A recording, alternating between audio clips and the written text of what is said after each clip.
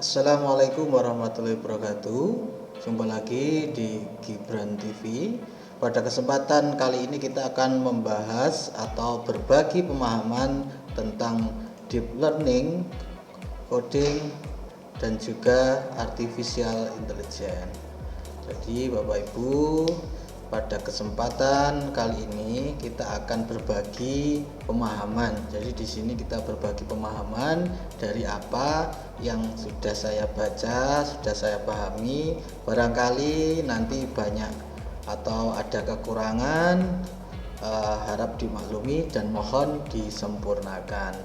Oke Bapak Ibu, kita mulai dari kita refleksi sejenak. Apa yang Bapak Ibu ketahui tentang deep learning, coding ataupun artificial intelligence? Adakah hubungan deep learning, coding dan juga AI dalam kurikulum Merdeka? Nah, mungkin Bapak Ibu sebelum melihat video ini sudah membaca atau barangkali sudah melihat video-video yang ada di channel yang lain terkait tentang deep learning, yang pada tahun ajaran baru ini sudah mulai banyak sekali pelatihan-pelatihan atau webinar-webinar yang membahas tentang deep learning. Apa itu deep learning? Deep learning adalah metode dalam kecerdasan buatan atau AI yang mengajarkan komputer untuk memproses data dengan cara yang terinspirasi otak manusia. Istilah deep learning atau pembelajaran mendalam adalah pendekatan belajar untuk meningkatkan kapasitas siswa. Deep learning sekali lagi itu bukan kurikulum Bapak Ibu, bahwa deep learning itu melainkan adalah pendekatan belajar atau pendekatan pembelajaran. Menurut Kamus Cambridge, deep learning atau pembelajaran mendalam adalah cara untuk mempelajari sesuatu sehingga sepenuhnya memahami hal itu dan tidak akan melupakan. Dalam segi komputasi, deep learning adalah sejenis pembelajaran mesin atau proses komputer meningkatkan kemampuan untuk melakukan tugas dengan menganalisis data baru yang menggunakan banyak lapisan pemrosesan data. Jadi itu Bapak Ibu, kalau menurut pemahaman saya di sini bahwa deep learning itu bukan kurikulum melainkan pendekatan cara pembelajaran atau pendekatan cara belajar siswa. Mengapa deep learning itu sangat penting dan mengapa kok harus kita menggunakan deep learning? Nah, menurut Catherine McAuley Colleagues, deep learning membuat pelajar mampu berpikir kritis, komunikasi, serta bekerja dengan orang lain secara efektif di semua mata pelajaran. Jadi mengapa kok deep learning ini sangat penting dalam proses pembelajaran, dalam dunia pendidikan? Nah, satu ini yaitu deep learning membuat pelajar mampu berpikir kritis Bapak Ibu, komunikasi, serta bekerja dengan orang lain. Selain itu, deep learning membuat murid bisa mengarahkan ilmu dan mengambil hal yang dipelajari untuk diterapkan ke situasi lain sebagai pembelajaran seumur hidup. Selain itu, pada pembelajaran deep learning atau pembelajaran mendalam, murid akan meneliti fakta dan ide baru secara kritis serta mengaitkannya ke struktur kognitif atau pengetahuan dan membuat banyak kaitan antara ide yang ada. Selain itu Bapak Ibu, karakter pembelajaran ini fokus mencari konsep untuk memecahkan masalah, aktif berinteraksi, menggabungkan berbagai modul belajar dan menerapkan pembelajaran ke kehidupan nyata. Nah, yang perlu kita garis bawahi yang sangat penting dari apa yang nanti sudah anak-anak kita pelajari dapat diterapkan dalam kehidupan nyata. Selain itu Bapak Ibu, murid yang menerapkan menjadi punya rasa ingin tahu dan percaya diri, terlibat secara mental, berpendidikan yang sesuai, serta fokus pada minat dan manajemen waktu yang baik. Selain itu, deep learning bertujuan untuk memberikan pengalaman belajar yang lebih bermakna dan menyenangkan bagi siswa.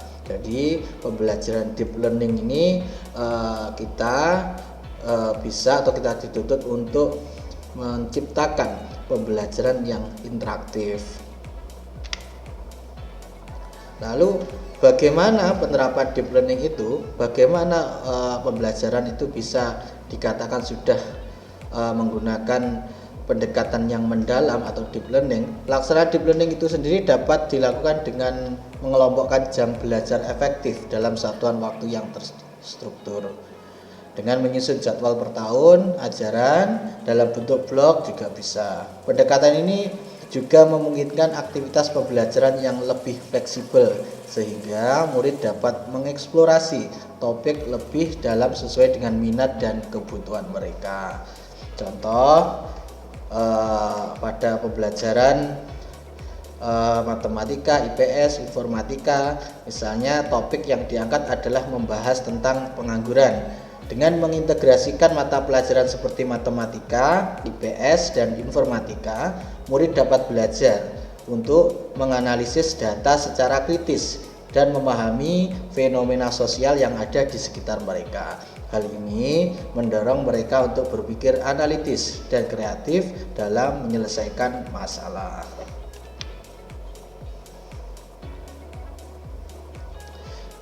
Lalu Bapak Ibu, dalam pembelajaran deep learning ini, guru dengan sistem deep learning akan melibatkan murid dalam pembelajaran, mengaitkan materi ke pengetahuan murid, tidak menghukum kesalahan dan menghargai setiap usaha murid, serta bersikap adil dalam penilaian.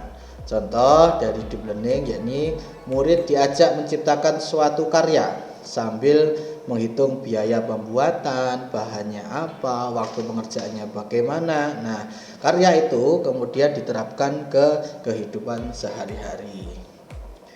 Kalau kemarin khususnya di pembelajaran PJOK itu ada pendekatan yang namanya sport education model, yang mana di situ siswa dihadapkan pada kegiatan atau menyusun pertandingan yang mana konsepnya nanti dimulai dari pembukaan pertandingan, terus nanti bagaimana mengelola kewirausahaannya, dimuat atau dibuat seperti event ya, event yang mana ada yang jadi wasitnya, ada pemainnya, mungkin nanti ada yang bagian kewirausahaan yaitu buka stand untuk jual apa gitu. Nah, jadi itu di sini siswa atau murid diajak menciptakan suatu karya sambil menghitung biaya pembuatan dan bahan-bahan yang diperlukan. Karya itu kemudian diterapkan ke kehidupan sehari-hari. Jadi itu Bapak Ibu terkait tentang deep learning, yang mana sangat diharapkan bisa apa yang diperoleh dalam pembelajaran bisa diaktualisasikan dalam kehidupan nyata. Lalu Bapak Ibu, deep learning dalam pembelajaran mengacu pada pendekatan yang mendalam dan komprehensif, di mana murid tidak hanya menerima informasi, tapi juga memahami, menganalisis, dan menerapkan pengetahuan tersebut dalam konteks yang relevan. Implementasi deep learning dalam kurikulum Merdeka dapat dilakukan dengan mengenali potensi murid secara lebih dalam. Guru perlu melakukan assessment di awal, atau yang biasa kita sebut dengan assessment diagnostik, penilaian proses, dan juga penilaian akhir pembelajaran untuk memahami kebutuhan dan posisi murid. Dengan cara ini Bapak Ibu, guru dapat menyesuaikan metode pembelajaran yang lebih relevan dan menyenangkan. Umpan balik yang konstruktif diberikan oleh guru selama proses pembelajaran. Ini sangat penting untuk apa? Untuk mendukung ketercapainya atau keterjalanannya deep learning itu sendiri. Di akhir pembelajaran, refleksi juga menjadi bagian penting di mana murid dapat memahami kekuatan diri dan area yang perlu dikembangkan sehingga mereka dapat merencanakan langkah selanjutnya dalam proses belajar mereka.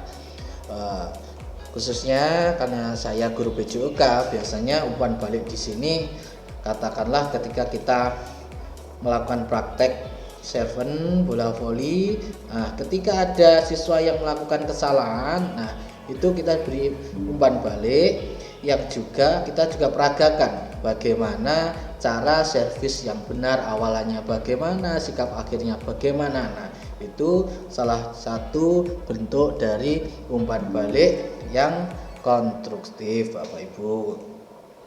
Lalu di pelajaran yang lain, misalnya di pembelajaran bahasa Indonesia, di mana mungkin ada pembelajaran pidato, mungkin artikulasi anak-anak, terus kecepatan dalam menyampaikan isi pidato, ekspresinya kurang. Nah, di situ kita sebagai guru, kita bisa memberikan umpan balik yang konstruktif dengan memperagakan atau memberi contoh bagaimana cara artikulasi yang benar, terus ekspresinya bagaimana disesuaikan dengan apa yang disampaikan, itu Bapak Ibu.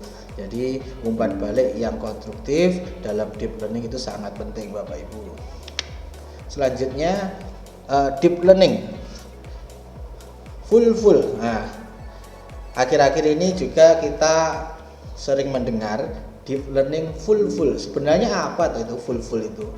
Jadi full itu adalah penggabungan 3 elemen deep learning Bapak Ibu. Ada mindful, meaningful, dan juga joyful learning. Nah, makanya sering kita dengar deep learning full. Nah, itu sebenarnya adalah penggabungan 3 elemen deep learning. Yang pertama mindful learning, yaitu proses pembelajaran dengan kesadaran penuh, fokus, dan terlibat secara aktif.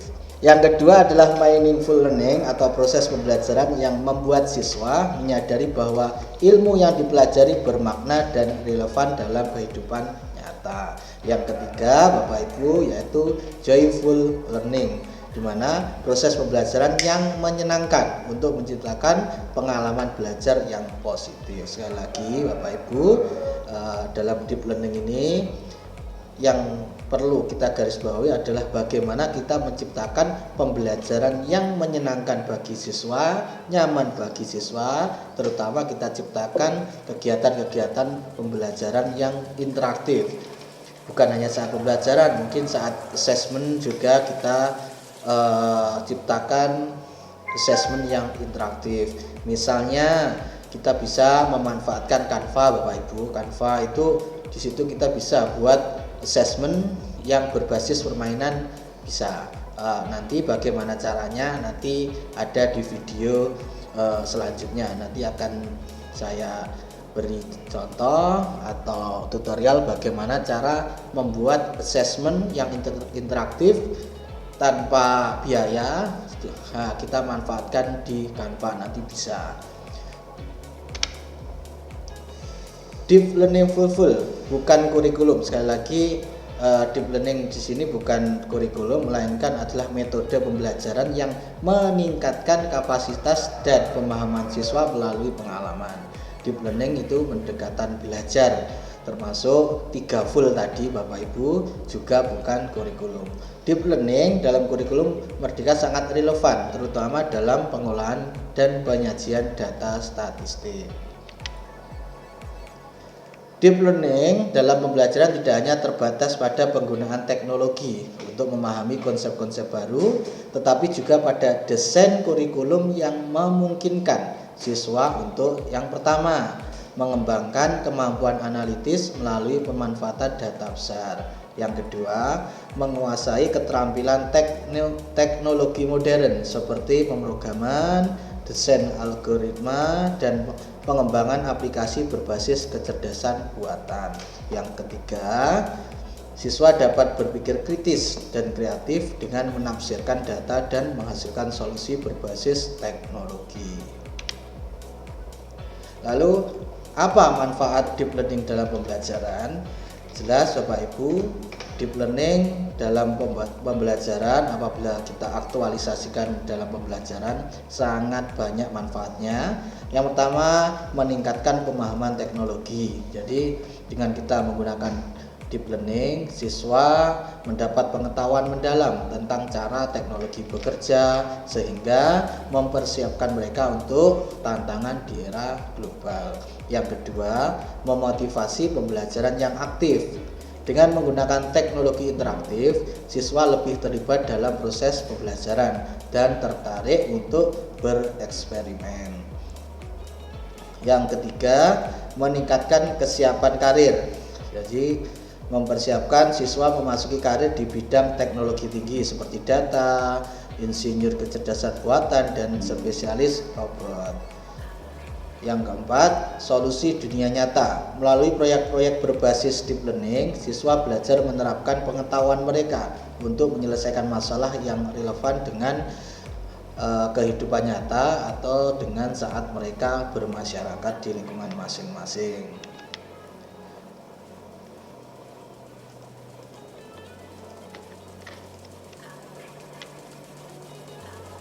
Deep learning merupakan langkah maju dalam pendidikan untuk mempersiapkan siswa menghadapi tantangan teknologi modern. Selain itu, dengan pendekatan praktis, integrasi teknologi dan juga fokus pada pemecahan masalah dunia nyata, deep learning ini tidak hanya memberikan keterampilan teknis, tetapi juga mendorong inovasi, kreativitas, dan kesadaran etis. Dengan implementasi yang tepat, deep learning dapat menjadi pilar penting dalam mencetak generasi yang siap bersaing di era digital. Lalu selanjutnya Bapak Ibu, selain deep learning, akhir-akhir ini kita juga sering mendengar coding maupun AI. Materi pengkodean atau coding dan kecerdasan buatan atau AI akan masuk dalam kurikulum sekolah dasar di tahun ajaran 2025 maupun 2026. Pembelajaran coding dan AI adalah upaya mempersiapkan generasi muda yang kompetitif dan mampu bersaing di kancah global. Pembelajaran ini belum bersifat wajib dan masih menjadi mata pelajaran pilihan di sekolah-sekolah yang memang sudah mampu melaksanakan. Jadi yang perlu kita garis bawahi Bapak Ibu, bahwa untuk saat ini belum bersifat wajib, tapi masih menjadi mata pelajaran pilihan bagi sekolah-sekolah yang mungkin dirasa mampu untuk melaksanakan. Coding atau AI adalah bagian dari literasi digital. Pengintegrasian pendidikan teknologi memastikan generasi muda Indonesia tidak kalah saing dengan siswa internasional. Coding adalah proses menulis atau menerjemahkan dan membuat serangkaian instruksi yang dapat dipahami oleh komputer untuk menjalankan tugas tertentu. Instruksi disusun menggunakan bahasa pemrograman untuk mengkodekan algoritma dan logika yang membentuk dasar dari perangkat lunak, aplikasi, situs website, dan sistem lainnya. Coding memungkinkan manusia untuk berkomunikasi dengan komputer dan mengendalikan perilaku dan fungsi teknologi modern. Coding juga merupakan cara untuk menciptakan program yang mengatur bagaimana komputer berperilaku serta berinteraksi dengan pengguna. Mengapa coding itu penting, Bapak Ibu? Pada saat ini, pada perkembangan zaman di era global ini, peran coding sebagai bahasa pemrograman memungkinkan kita berkomunikasi dengan komputer dan mengendalikan perilaku teknologi di sekitar kita. Coding juga menjadi landasan bagi inovasi dan kemajuan di berbagai bidang, dari penelitian ilmiah sampai pengembangan bisnis. Coding memungkinkan kita menciptakan solusi yang cerdas dan efisien untuk berbagai tantangan. Menguasai coding dapat membuka peluang karir yang luas dan menjanjikan. Lalu, apa itu AI? AI adalah teknologi yang memiliki kemampuan pemecahan masalah layaknya manusia.